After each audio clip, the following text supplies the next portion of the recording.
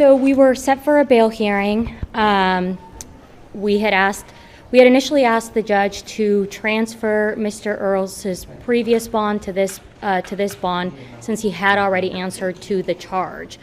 The bonding company had gone out of business, so that was a little bit unusual.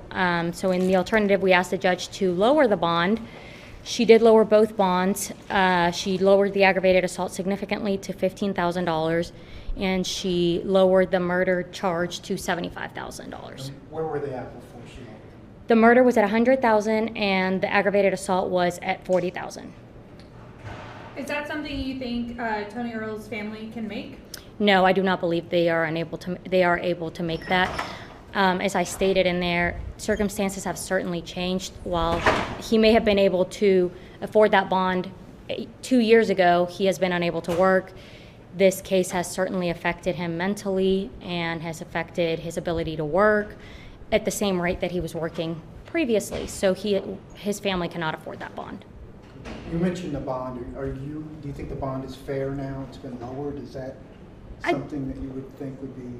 You talked about maybe manslaughter as opposed to murder. Correct. There's been a lot of talk, from the prosecutor about how this was reckless, which would be more in line with potentially a manslaughter charge, not a murder charge, which is why I asked the judge to set the bond in terms of what a manslaughter charge would be set at, which on average in Harris County is about $20,000.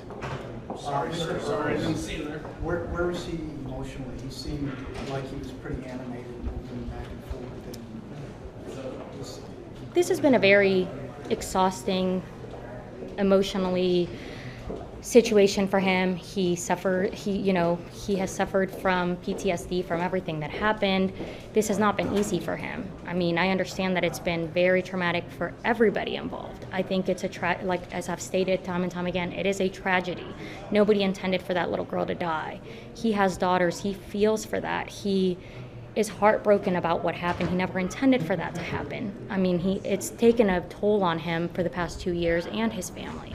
And you mentioned that he has no felony convictions. He is a father of 6. Correct. And also he does pay child support. Correct. Talk a little bit about that. He has been in Houston his entire life. This is where his family is.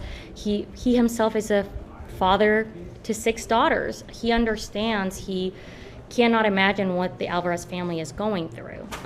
He wants to answer to the charge as he has before. Like I said, he has other responsibilities. He cannot comply with any responsibilities while he's in custody. He can't work. He can't make any money. What happens next? So the judge set us for a discovery compliance date or hearing. As of right now, we haven't had any discovery. So in order for the case to start moving along, we are hoping to start getting some discovery from the prosecutor. The prosecutor did say that your client had been sleeping in a tent in the backyard. Do you know why that is? I think there may have been some marital issues between him and his wife at the time.